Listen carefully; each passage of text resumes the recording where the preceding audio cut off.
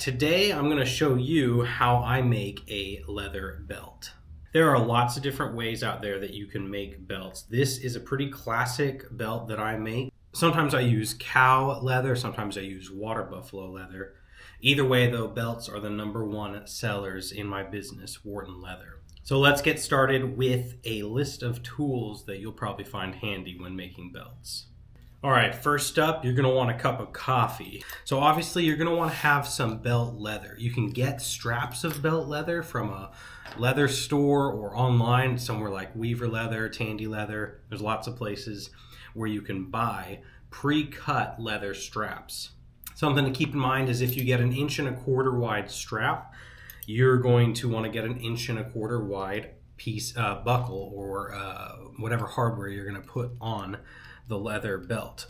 I like to use Chicago screws, but you can use rivets, you can use snaps, whatever you want to use for the buckle end. What I'm going to do for the sake of this video is actually I'm going to take the big side that came in for this color of belt, and I'm going to cut out a strap using my strap cutter. This is a small one here, but I have a bigger one that I like to use when cutting out the straps for belts. You're going to want to have a small piece of leather to make the belt loop out of, this guy right here, right? So don't throw away extra leather, especially if you only buy a strap of leather and you need to make a belt loop. Make sure you have enough excess that you can cut off and make a belt loop out of that. I already mentioned it, but you want to make sure you've got some hardware. I like to use solid brass buckles myself from Weaver Leather Supply. Now, if you don't have a clicker die for the holes on the end of the buckle or on the finished end of the belt, then what you can use is just a hole punch, right? So here's a hole punch. This is a 3/16 of an inch, so it's pretty heavy duty. You're going to want a hammer of some kind to use to punch that. If you don't have, like I said, that clicker die, I for a long time was just making belts with a paper template, right? So make this for yourself. I can't give exact measurements, because everyone's belt's going to be different, but you'll figure out what works for you. You've got 2 holes. In the middle there is where you're going to put the belt loop, and then this longer hole here, the oblong hole, is going to be for the belt tongue, all right, the buckle tongue. So you want to have these be equal, spacing from the center. So make this center hole and then measure out to whatever you want for the first hole for rivets, snaps, or Chicago screws, and then measure out probably about another inch, I would suggest, between this hole and this hole. All right, so these two here should have an inch between them for the belt loop at least. So make yourself one of those templates. Something else you're going to want, probably handy to have a knife of some kind around.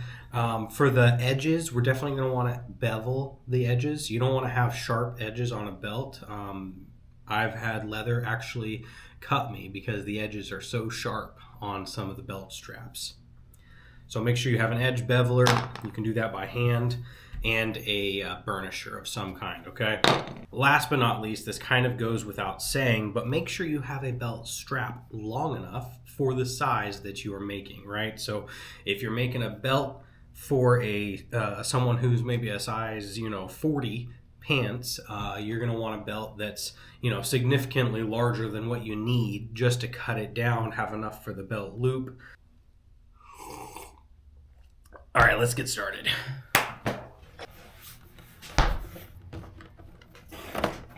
This is a beautiful piece of English bridal leather from Weaver Leather Supply. It's in the Havana brown color, and it's just gorgeous stuff. So I'm going to show you how I would take this side and cut a strap out of it.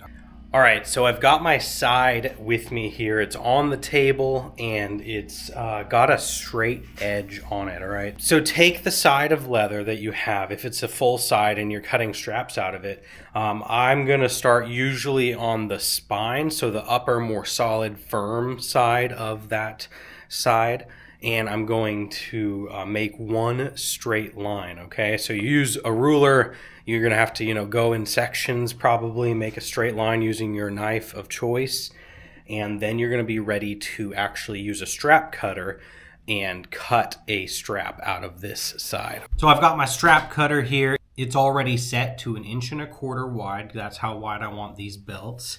And now all I'm going to do is cut a strap out of this side.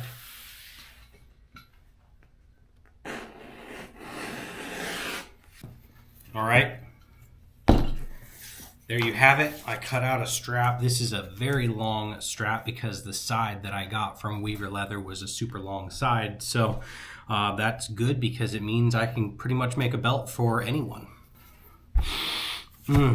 Mandatory snip test.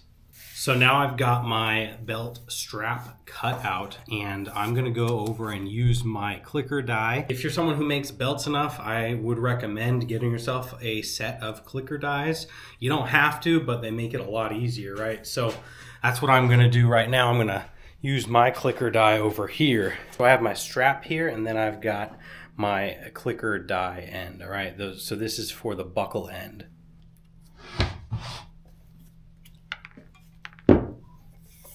All right, there we have it. Super simple, easy to punch out these holes. You can use just a template, finish the end however you want. I wouldn't just leave it squared, at least round the corners at the very end of the buckle end.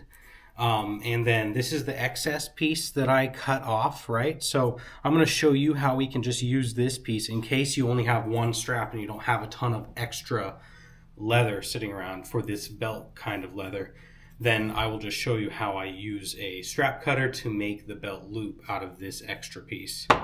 Now, a tool that I totally forgot to mention, but is really important when making belts, is a skiver. So you're going to want to have a skiver of some kind to thin down this end right here, right? So where the buckle is going to go on the flesh side. There's the top side of the leather, and then there's the flesh side where you're going to fold it over. If you just try to fold over, if it's good belt leather, right, it's going to be some heavy duty stuff. So what you want to do is you want to thin. I like to thin starting at about this hole right here, right? So on the inside part of the belt tongue hole is where I'm going to thin all the way out to the end. You can do this by hand, but I recommend if you have access to a skiver like this, it just makes it really easy. You can see right there, that's what I took off. Now that makes it a lot easier to fold this part over and put your snaps, or in my case, Chicago screws, and your buckle on, okay? And then same thing for this scrap piece. I'm gonna take my smaller strap cutter and I'm gonna cut a piece that's, I mean, you can do whatever size you want for the belt loop. I don't like to go up to a 1/2 inch, but I like to do about 3/8 of an inch, maybe a little more than 3/8 of an inch for the belt loop. That's just me personally. I think it's a nice size, not too big, not too small. You could do 1/4 inch if you like. So that's what I've got. I got a little piece here, and we're going to skive this down as well. Skiving is just thinning the leather, thinning the herd. All right, we're back at the workbench, and I'm going to show you guys how to cut the belt loop to the right length and how to measure that. All right, so we've got, all right, lie the strap out like that. You've got your belt loop here. You're going to want to have some kind of a scratch awl handy to mark your leather. And another handy tool to have for the belt loops is just a very small hole punch. You can use a scratch awl, or you can use like a diamond chisel if you want, but I will show you what we're going to use that for. And then a knife. All right, so make sure you get a straight cut on one end of your belt loop. So you're going to fold over the belt, and what I'm doing here actually is I'm looking at the buckle end, right? So these are the holes we punched for the buckle, and I'm gonna set the belt loop under there. That's kind of where it's gonna sit, right? And then I'm gonna take this, so between those two holes is where the belt loop is gonna sit. I'm gonna take this end, and this is where that's gonna sit when the belt is on someone, all right? So that's the thickness that we're going for. I'm gonna fold that over lightly, and fold this side over. Don't make it too tight, right? Just hold it kind of there. That's what it naturally wants to do. The leather wants to just sit like that. So you can see that there. You're just gonna mark the leather right on there and then cut it, okay? So you're gonna mark the leather where they line up, where they overlap a little bit. Take it off, cut that, and there you go. You have yourself the piece you need for a belt loop. Now all I'm going to use this for, this little hole punch, is actually, punching these holes. You can usually, if it's thin enough, you can just press it out by hand. But you're going to want to do that. So put 2 holes on each side. And then what we're going to do is, before you stitch this up, you can use your edge beveler. Use your edge beveler and just take off a little bit of leather on the edge there. Make it so that that belt loop is not sharp. What I do is a simple stitch, right? So I'm going to take this belt loop and I'm going to fold it over like that. There you go. You can kind of see the holes on both ends. And what you're going to do is just kind of use a simple stitching method. I'm not going to show that here just because it's really up to your preference how you stitch that. But usually I take a waxed thread from Maine Thread Co., for instance, and a heavy duty needle. And I'll just go through one end, wrap around twice on one side and then twice on the other side, snip it, burn it, and you're ready to go. Another thing you can do is you can burnish these edges. You do not have to do that. As the belt is worn over the years, it's going to develop a natural patina on these edges anyway. So it's up to you whether you want to burnish these edges or not. So this is what the finished stitched belt loop will look like. This is one that I've made already. And you can see it's a nice loop. It holds its shape and it's ready to go on a belt when we get to that stage, okay? So we've got our belt strap, we've got our belt loop. The next thing we're gonna do is we're going to bevel the edges of the belt. It's important to remember when beveling an edge that you wanna have a good sharp tool as much as possible. And what I'm gonna do is just gonna go all the way down the top side and then also on this leather. You don't have to do this on all belt loops, but on this leather, I'm actually going to turn it over on the flesh side and also bevel these corners because it's got a really sharpness to it on all the corners. So just because I want it to be nice for the customer, I'm going to bevel all of these edges.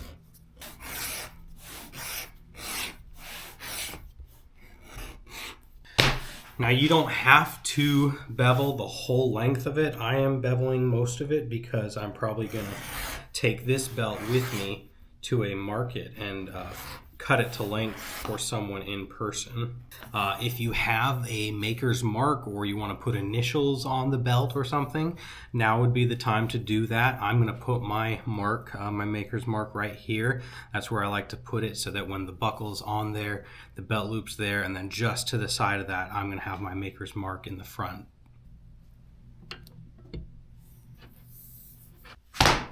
So now what we're going to do is we're going to burnish the edges of this leather belt. And I like to use Tokonole and a wood slicker myself. Pretty straightforward, just put a little Tokonole on the belt here, go back and forth, rub it in. I like to wait a few seconds or about half a minute or so before I actually burnish it with the slicker. And be careful to not get too much Tokonole on the front of your belt project.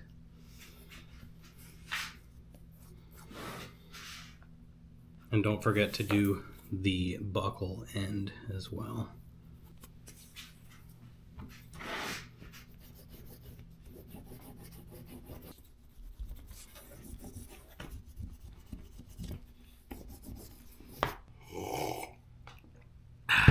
All right, so I've got my belt strap, I've got my hardware here, I've got my belt loop.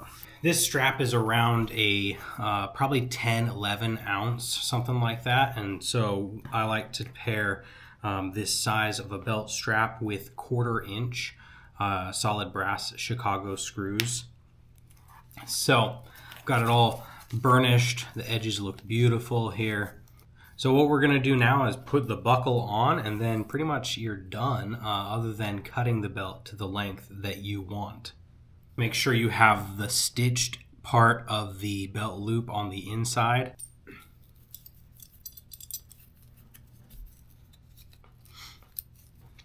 And I just do these Chicago screws one at a time. Sometimes you have to scoot the belt loop down a little bit just to get this in there correctly.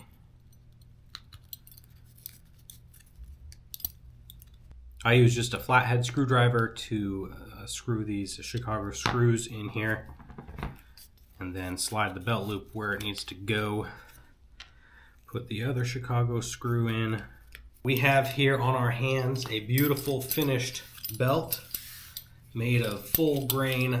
This is vegetable tanned cowhide leather, and it's beautiful stuff. I hope you enjoyed the process of learning how to make a belt, or at least how I make a belt.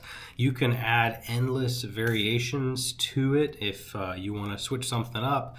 A lot of people want to do tooled belts, or I'm sure there's even simpler ways to do belts than this, but this is just a classic, good old-fashioned belt. Usually when I finish the other end, I'll round the end to kind of match this rounded part here. I have a clicker die that I had made for it, and I'll put 7 holes in. Sometimes people want only 5, sometimes they want 9. It really just depends. If you need a belt like this, let me know. I've got them on my website, shopwhartonleather.com. And if you're going to start making belts similar to this, let me know in the comments below what you think of this video. Hopefully I was helpful to you. And last but not least, thanks for watching. If you enjoyed this video, please give it a thumbs up. Subscribe to my page. I hope to have more stuff like this coming in the future, okay?